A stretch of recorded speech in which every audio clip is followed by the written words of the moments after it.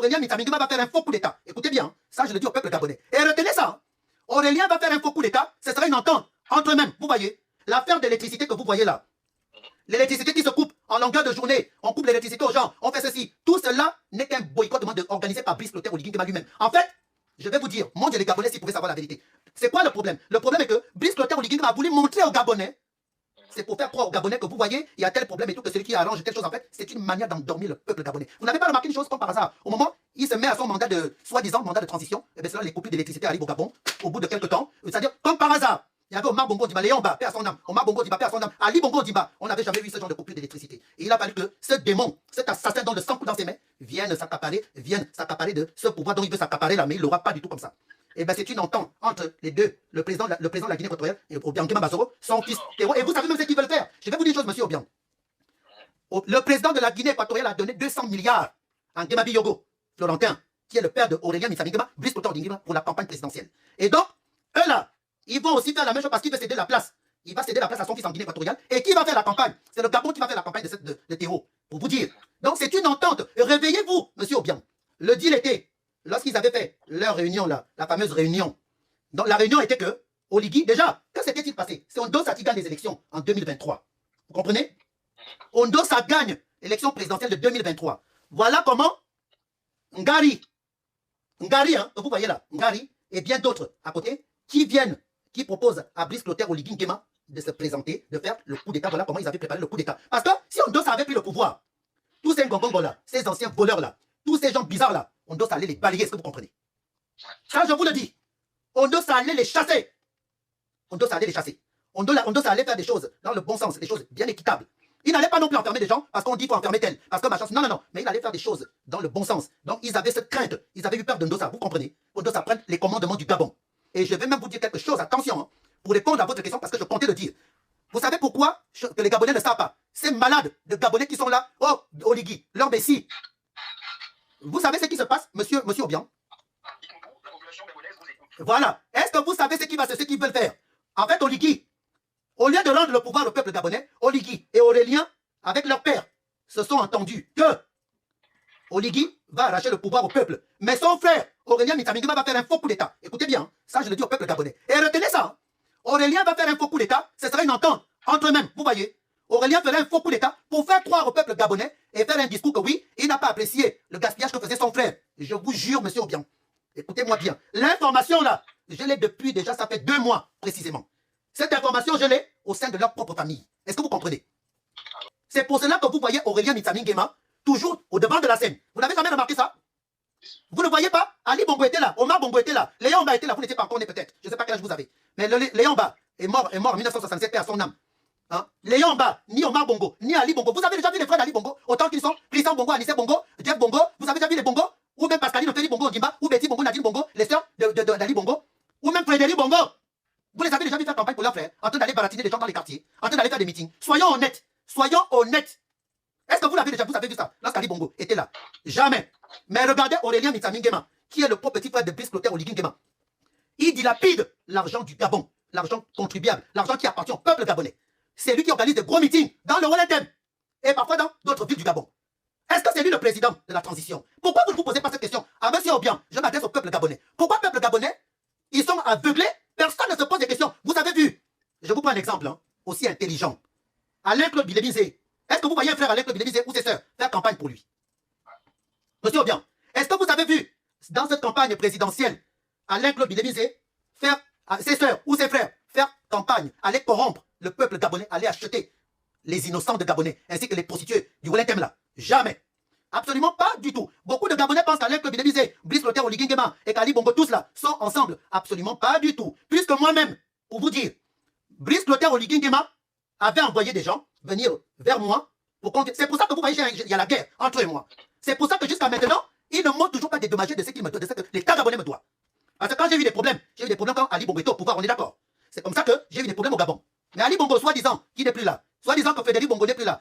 Mais comment je peux attaquer Ali Bongo si moi-même je ne suis pas au Gabon? Est-ce que vous comprenez? Comment je peux attaquer Frédéric Bongo si je ne suis plus au Gabon? Absolument pas du tout. Et d'ailleurs, je vais les attaquer comment? Puisque Brice Clotaire Oligui Nguema, Aurélien Mitsamingema m'avait dit, Aurélien là, ton problème on va le régler, on va te rendre ce qu'on te doit. Les Bongo t'ont fait ça, les Bongo t'ont fait ceci, et cela, et cela. Donc ils avaient envoyé des gens venir me donner 200 000. D'abord, à la base, ils avaient 250 000 euros. Après, on m'a dit 200 000 euros. Pour que moi, je vienne détruire Alain-Claude Bilebizé, pour que j'accuse Alain-Claude Bilebizé qu'il a fait ça, il a fait ça, il a fait ça, est-ce que vous comprenez? Mais comme je suis quelqu'un d'honnête, moi je suis quelqu'un de transparent. J'ai trouvé ça bizarre. J'ai refusé cela. J'ai dit, si on fait une élection, il faut que ça soit une élection transparente. Et bien, dès que j'ai sorti ça, ils m'ont même dit d'aller au Gabon. Ils ont voulu que j'aille faire campagne pour Brice Clotaire Oligui au Gabon. J'ai refusé. J'ai dit, vous voulez que je fasse campagne, mais où sont les garanties et les mesures? Où sont les mesures de garantie? Est-ce que vous comprenez, monsieur Obiang? Parce qu'il faut que les Gabonais le comprennent. Il y en a qui ont dit que oui, oh, mais moi, parce qu'on m'a donné l'argent à tel endroit. Vous m'entendez, monsieur Obiang? Voilà, parce que j'ai un double appel, mais c'est pas grave. Je ne peux pas répondre. Il y a beaucoup de Gabonais qui ne savent pas, les Gabonais sont à côté de la plaque. Vous avez vu, hein, hier là, c'était Omar Bongo, oh Ali, oh blabla, oh machin. Maintenant, c'est Oligui. C'est-à-dire qu'il ne se demande même pas d'où vient Oligui. Que quelqu'un qui vous a dit, je fais une transaction de 2 ans, mais qui vient vous changer toute la constitution de votre pays et qui vous impose sa présence. Et que, comme on dit chez nous, quand même, à un moment donné, posez-vous de sérieuses questions. Donc, que va-t-il se passer? La Guinée équatoriale et le Gabon vont être un seul pays, pratiquement. Est-ce que vous comprenez? Parce qu'ils veulent faire fin. Au Cameroun, vous avez Paul Biya. Et Paul Biya avait laissé le pouvoir à son fils. Et en Guinée équatoriale, Obiangema Bazo va céder. Pas que lui veut, mais il va le faire. Il va donner le pouvoir à son fils Théodorino. Et donc, Brice Clotaire Oligui, leur père, a imposé à Oligui, parce qu'Oligui est bête. Brice Clotaire Oligui, il est bête, pour vous dire, vous comprenez? Il est bête. Il n'a pas un bagage. Il n'a pas fait des études post-universitaires. C'est bête, il est bête. Il n'y a qu'à voir comment il fait sa campagne. Hein? Quelqu'un qui prétend dire qu'il veut devenir président d'un pays, président de la République du Gabon, il danse comme un bambin déjà. Il est là, on dirait un asticot. Il fait des trucs, vous comprenez même pas, un vrai rigolo. On dirait franchement un dessin animé. On dirait des dessins animés. Un président, mais il n'y a aucun discours. Et dans ses discours, il est agressif. Il est agressif et arrogant. Ce sont des gens arrogants. Ils sont arrogants. Ils ont connu l'arrogance parce qu'ils ne connaissaient pas du tout la valeur de l'argent. Son petit frère, Aurélien Mitsabingema, monsieur Obiang, je vous mets au défi. Demandez à tout le Roletem. Vous savez le nombre de Roletem qui m'appellent? Plein, depuis que j'ai fait la sortie de la vidéo. Il y a plein qui m'appellent, qui me disent que toi, à Andrea Kiki, ceux qui m'appellent Kiki Landry l'enlève. Vraiment, merci de nous avoir ouvert les yeux. Parce que ce qui se passe dans le Roletem ici, le Roletem est divisé. Le Roletem part en cacahuète. Nous les femmes, nous sommes divisés. Aurélien fout la merde. Aurélien fout la merde. On a l'impression que c'est Aurélien le président. C'est lui qui va devenir président du Gabon. Je rigole seulement. On me dit, Oligui. Aurélien, vous savez ce qui se passe? Aurélien, ils ont pris à l'économie du Gabon, l'argent de notre État. Ils ont pris 700 milliards, plus 200 milliards de francs CFA, donnés par le président de la Guinée équatoriale. Aurélien gère, c'est lui qui gère tout l'argent du Gabon.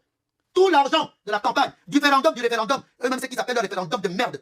Aurélien avec son gros ventre et son gros cul à Tingisam. Non, c'est un truc de ouf. Avec sa bouche, comme on dit chez nous, en parlant de bite et bon. Donc, ce bouton-là, lui, tout ce qui l'intéresse, ce n'est que le cul, le sexe, l'argent, le pouvoir. Aussi bien que Aurélien, Brice Clotaire Oligui Nguema. Ils veulent garder le Gabon, monopoliser le Gabon pour eux. Le but est que Oligui il veut rester là. Il veut rester au pouvoir pour céder le pouvoir à son petit frère. Ils vont faire un faux coup d'État. La même chose qu'ils nous ont fait là. Vous savez, non? La même chose qu'ils ont fait avec le coup d'État là. Soit-disant un coup d'État qui devait être un vrai coup d'État bien tranquille, sans qu'il y ait quoi que ce soit, mais sauf qu'Oligui n'a pas respecté ce qu'il fallait faire. Oligui a arnaqué les gens. Il a arnaqué, il a entubé. Tous ceux avec qui ils avaient fait cette réunion. Sauf qu'avec Ngari, ils ont gardé ce contact-là. Ngari est content, bien sûr. Allez-y voir les milliards. Si vraiment il y avait un coup d'État, dites-moi, est-ce que s'il y avait vraiment un coup d'État, beaucoup de gens ne seront pas enfermés au Gabon? S'il y avait vraiment un vrai coup d'État, déjà Brice Clotaire Oligui Nguema lui-même devait être en prison. Parce que quand on parle qu'il faut vraiment mettre des gens en prison, Brice Clotaire Oligui Nguema devrait être en prison. Parce qu'il a volé l'argent. Vous savez ce qu'ils ont fait? Les milliards qu'il y avait à la présidence, les milliards au trésor public, ils ont volé les mallettes, les valises d'argent pour aller les déposer dans les domiciles de Sylvia Bongo Ndimba, Noureddin Bongo Ndimba et Yann Goulou. Tous, l'autre là aussi, ils ont déposé l'argent, mais pour faire croire aux gens qu'eux, ils avaient ce truc qui avait ruiné le Gabon. Mais c'est faux. Mais demandez maintenant, peuple gabonais, monsieur Obiang, demandez maintenant à Brice Clotaire Oligui Nguema que cet argent-là est où? Est-ce que vous comprenez? L'argent est où? Pourquoi les Gabonais sont maboules? Quelle bande vraiment de moutons les Gabonais? Les Gabonais veulent me tirer à Valérie à exemple. Tous les femmes du Grand Nord, pas tous, hein, les prostituées du Grand Nord, les mamans là, les papas là. Comme par hasard, les anciens PDG là, Oligui qui avait dit qu'il libérait le Gabon, il vient vous faire quoi pour de libération? Quelle libération? Mais pourquoi les PDG reviennent encore là? Est-ce que vous voyez?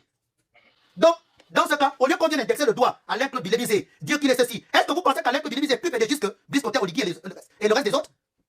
Moi, j'ai pas besoin qu'on vienne même me dire A plus B. Brice Clotaire Oligui Nguema a promis au peuple gabonais, c'est simple, et les médias du monde entier en parlent. Il a promis au peuple gabonais, j'ai fait ce coup d'État pour vous remettre à vous, peuple gabonais, le pouvoir. Et c'est vous-même qui allez choisir et élire votre président. Il va remettre le pouvoir aux civils. Ça, c'est pas une question que les Gabonais devraient se poser. Et qu'est-ce qu'il a fait après? Il a changé toute la constitution pour que lui-même se présente. Oh, on a dire ça à un enfant qui vient de naître, hein. Pas à moi, Ange Landry, bang. Donc voilà les sérieuses questions lesquelles les Gabonais devraient se poser au lieu avant d'aller voter un voleur, un escroc, un tribaliste. Ne commettez pas l'erreur d'aller voter Brice Clotaire Oligui Nguema, je vous le dis. De toute façon, il ne sera même pas là. Tous ceux qui se permettent là, parce qu'ils reçoivent de l'argent, est-ce que vous trouvez normal que quelqu'un qui fait une campagne présidentielle va acheter le peuple? Il a distribué des milliards. Ils ont donné à, vous voyez, l'ancien voleur, le nom a tué à l'autre qui a ruiné la GS. La CNAM GS, qui a été ruiné lorsque Renaud Akualo était patron de la CNAM GS. Renaud Akualo, qui est le fils de Mme Malo Juliette, dans le Rolentem, du village Nkolayop. Tout ça, c'est les parents ce sont les parents de Brice Kotor, de Yenguin. Vous allez remarquer que tous ceux qui sont avec lui, hein, c'est toujours ses parents du Rolentem. Mais il ne va pas prendre d'autres personnes.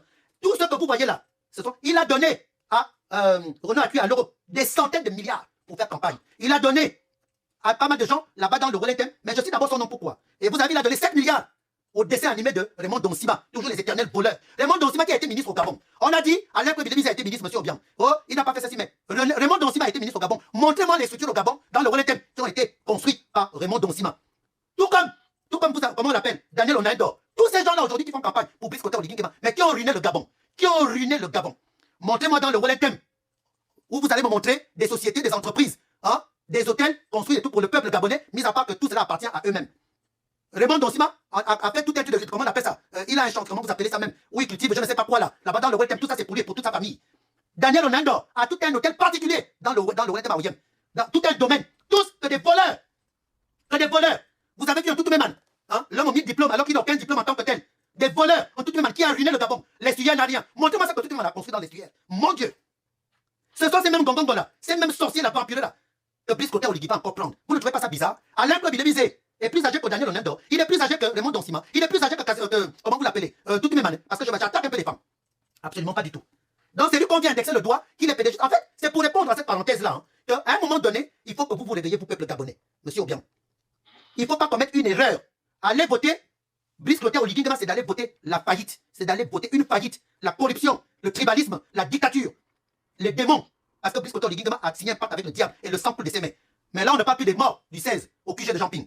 On ne parle plus de ça, de 2016. Les morts du QG de Jean-Ping. On m'a dit oui, il y en a qui ont dit, monsieur Obiang, que oui, que Brice Kotor Oligui n'était pas au Maroc, il était machin au Sénégal, machin. Mais ils savent ce que le rôle qu'a joué Brice Kotor Oligui, parce qu'il était au Maroc, au Sénégal ou autre, non, il ne pouvait pas organiser. Non, les Gabonais sont bêtes. En fait, les Gabonais qui pensent à tout cela parce que leurs parents sont corrompus. Brice Kotor Oligui, Aurélien Mitsamingema, achète le peuple gabonais pour que les gens aillent voter pour lui. Mais moi, je vous donne un conseil, autant que vous êtes peuple gabonais. L'argent que ce démon vous donne, prenez l'argent, bouffez l'argent. C'est l'argent qui nous appartient à nous tous. Bouffez l'argent, mais n'allez pas voter ce voleur, cet opportuniste, cet imposteur. Voilà, et ce dictateur est tribaliste. C'est Aurélien. Toi, Daniel Mengue, tu m'avais dit que c'est Aurélien. Elle m'avait dit oui. C'est à ce moment-là que Daniel, j'ai dit non. Moi, Aurélien, machin. Elle me dit carrément, elle en l'air. C'est Aurélien, le futur président. Je lui fais un quoi? Elle avait changé tout de suite de conversation. J'ai dit, Daniel, Mognier, parce que je l'appelle Mognier, on s'appelle Mognier. Elle avait sorti ça. Elle ne s'en était pas rendue compte que je l'avais. En fait, hein, elle me sort ça en l'air. Non, il ne fallait pas faire ça. Il faut aborder mes bons. Mais quand j'ai dit, ouais, elle me dit, mais c'est Aurélien, le futur président, c'est notre président. Voilà comment. Avant que rien n'ait annoncé, vous dites ça comme ça. Je le jure devant Dieu, elle avait dit qu'Aurélien, c'est le futur président. Aurélien, c'est le futur président. En fait, elle avait dit enfant. Le mot enfant. À Aurélien, il y en a un président. Il y en a bien président. Il y a bien un bon président. En fait, en gros, elle m'avait sorti ça comme ça. Hein. Mais c'est comme ça que j'avais eu un déclic. J'ai dit, qu'est-ce qu'elle me sort là? Et quand j'ai dit, oh, on va zoyer, tu as dit quoi là? Daniel Mengue avait changé de conversation. Je pense qu'elle s'en était rendu compte que, elle vient de commettre une grosse erreur.